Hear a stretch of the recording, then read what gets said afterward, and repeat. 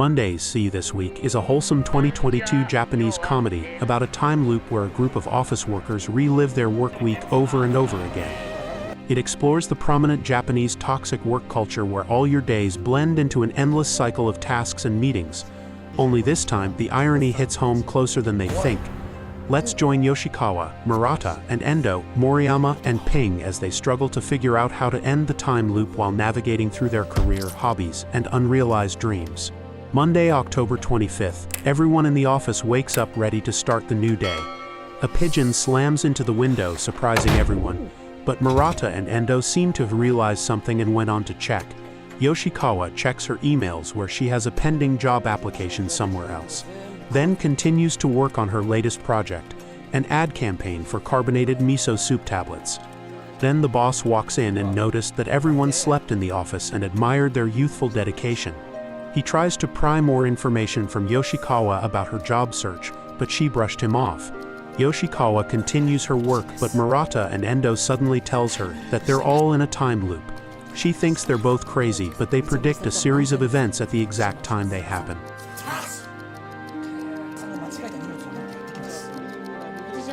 But Yoshikawa didn't believe them still.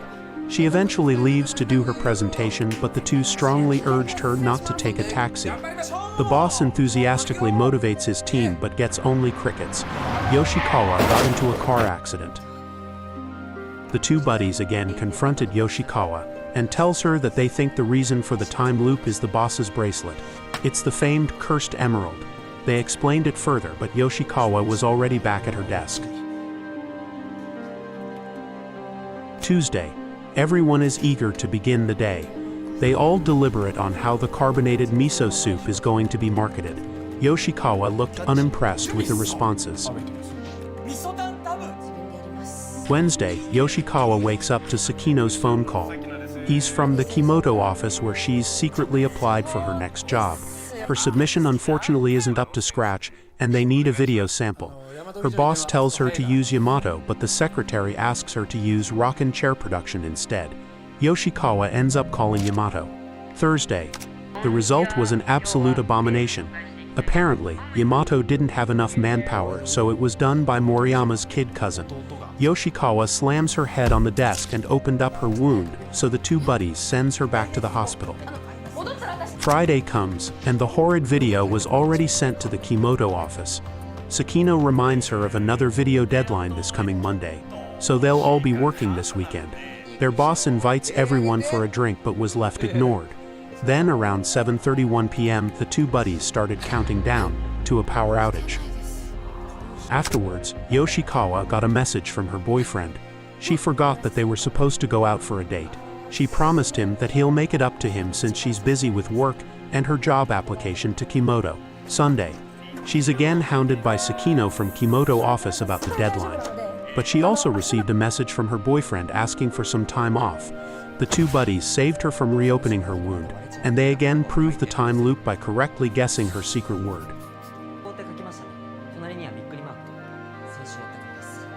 They both explained that when Monday comes, it'll feel like they were dreaming and forget the past week's happenings. In order to remember, they need a signal.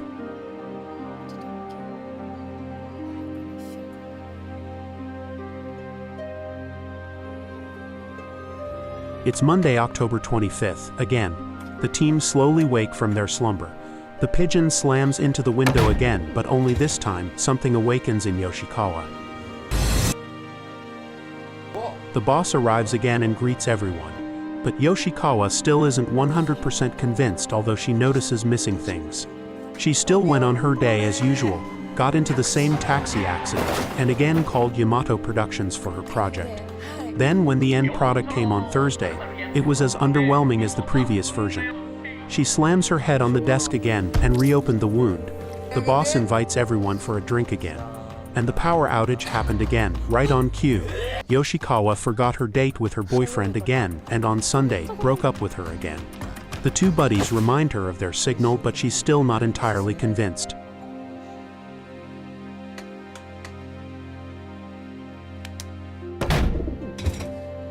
But things are different after another reset.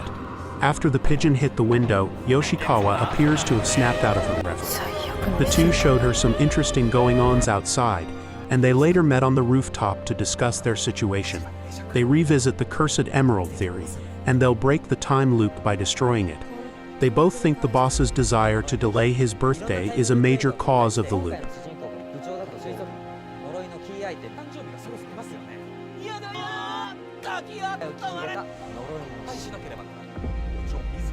But in true Japanese corporate fashion, they just can't head straight to the top. They need to convince the people above them first, like a true bureaucracy.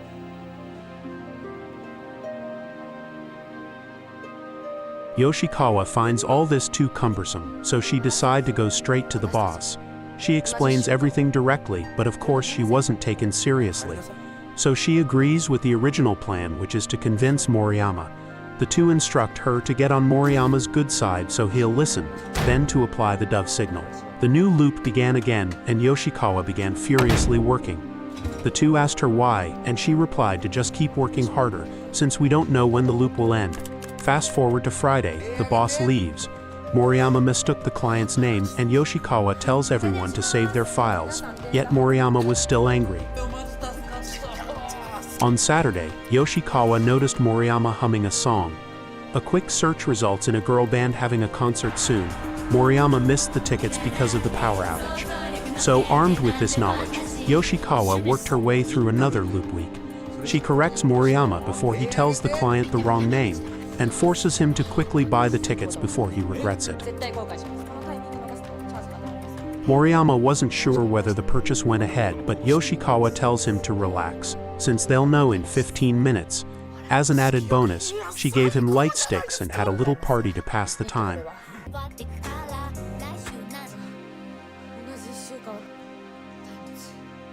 When the lights went back, she began explaining about the time loop and the pigeon signal to retain their memories. The pigeon hit the window, everyone was startled.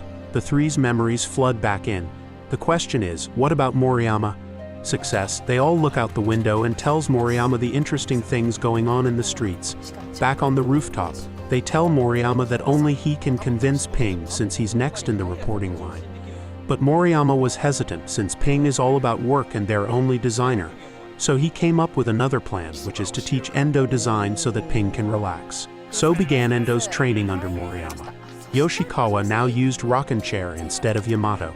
And by Friday, the result came in and it's superbly professional. Endo finished his work and Ping was very impressed indeed. With a lot of free time to spare, he borrows a phone charger and begins playing on his phone. Super fast forward to next week. This time they try to hide all the phone chargers.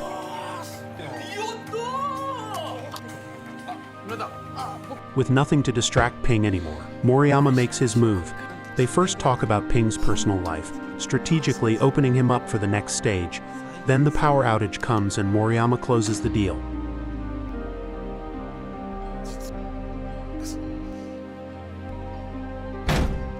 Yoshikawa is at the top of her game because of the unlimited retries she gets. The client praised the Vita People slogan that Endo suggested, but she didn't say anything and took the praise. The pigeon hits the window. Yoshikawa, Murata, Endo, and Moriyama look out the window. But now this time Ping joins in. Ping couldn't believe his eyes, and he was quickly huddled in and told of the plan. Yoshikawa is doing an even better job, and in no time Friday comes. Ping leads the group into getting the boss into a meeting to present what's going on, and in true corporate fashion, they presented their case the only way a boss would know how to accept. Through a slideshow, they had to go through this meeting a few more times just to get their point across. But eventually, by predicting their boss's reactions correctly each time, they all managed to convince him. The whole team celebrated and breathed a sigh of relief, but Murata got straight to business. They all meet back on the rooftop, ready to smash the bracelet and put an end to the curse. The boss was reluctant at first, but eventually gave in. The boss looked heartbroken while the rest of the team is ecstatic.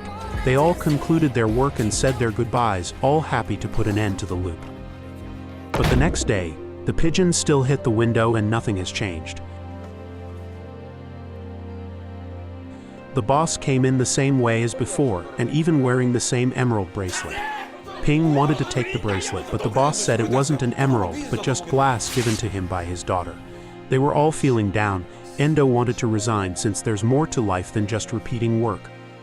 All of a sudden, Miss Seiko, the secretary, approached them and showed them a notebook. She revealed that she has also been in the time loop around 70 times, even more than them. Then she showed them a comic manuscript from the boss's drawer.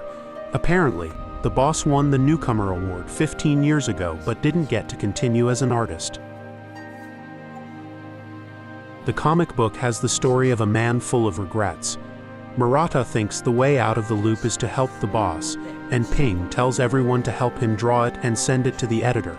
Endo asked Seiko why she didn't tell them sooner, but she actually tried to tell them over and over again but was continuously ignored.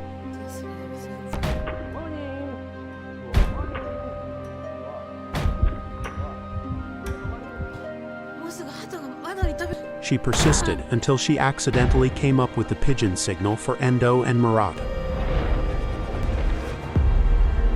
They begin formulating a plan to finish the comics, but Yoshikawa's mind is still in her work. She leaves for her presentation, but when she got back, everyone is at the back busy with finishing the comics. They gave her some work to do, but her heart is really just not into it. Murata gave her some tips, but she ended up doing her own work. Ping caught her and asked why she's not helping out, but she didn't answer. Then a client called and asked where her submission is, and she told him there was a delay. She was promptly rejected, so she tells everyone to do the comics later since it's going to loop again anyway. But Ping got mad, arguing that they also have their own lives too. But she called their reasons trivial compared to her own ambitions. Yoshikawa felt lost and she called Sakino. She made her way to the Kimoto studio where he greets her and takes her up their office. He remarks on her work and asks her when she'll move over. But he was rudely interrupted by Kimoto, his boss. Kimoto just simply begins working then and there. Yoshikawa tells her how she admires her work and introduces herself. Kimoto then tells her that Sakino has no talent, so Yoshikawa better join soon. Sakino was taken aback but tells his boss that Yoshikawa will soon join them, and he bad-mouthed the previous employee. Yoshikawa is beginning to understand what kind of culture they have here.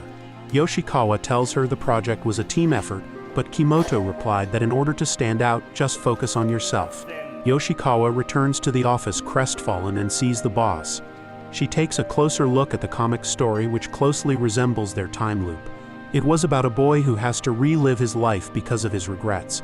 Seiko and Yoshikawa peeks at the boss who's apologizing to a client because of missed work. Yoshikawa decides to try his boss and see if he's anything like Kimoto.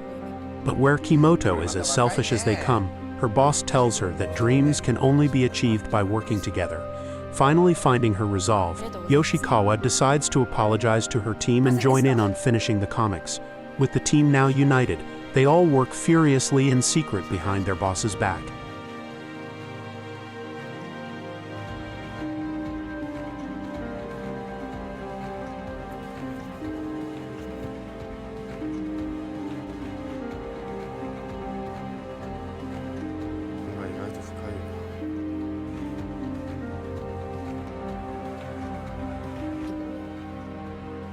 The team is now more closer to each other than ever. They now acknowledge and sing of each other's praises. Then on Friday, everyone confronts the boss and presents him with the finished work. But they finished everything but the ending, which they leave for the boss to finish. Ping asks him if the boss will finally submit it to his editor, but the boss declined since he lacks the confidence. Their boss, however, is very grateful that everyone worked on his comics. But the group didn't give up. Time and time again they tried to convince the boss into submitting, trying out different approaches. But the boss kept refusing each time.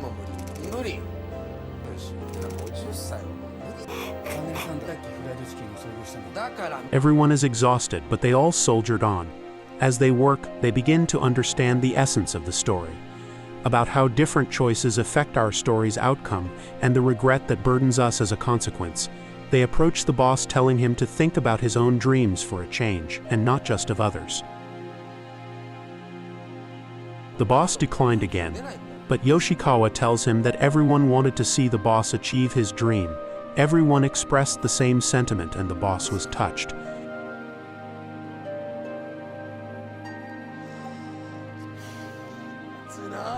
All that's needed now is to get the boss to finish it. Even a power outage won't be enough to stop them now.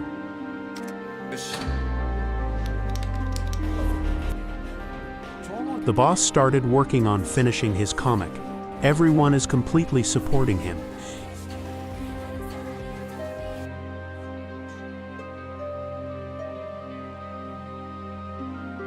Eventually, the manuscript is done, and all that's left is to submit it.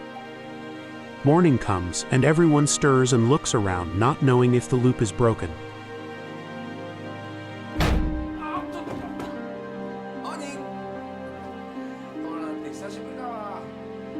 Miss Seiko apparently sent out the comic beforehand.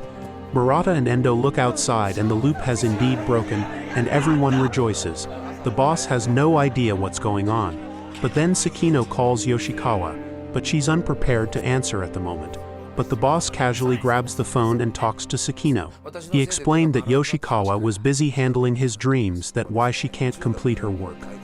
The boss also explained that he was classmates with Kimoto back in high school, and he's hoping that Yoshikawa won't move there since she's a valuable member of his team. He apologized to Yoshikawa, and she decided that she did want to stay in the end. Endo is going to Spain for a holiday, and the publisher called the boss on his comic. Apparently it was received highly, and he was encouraged to continue drawing. The window looms eerily, but the next day comes and life goes on.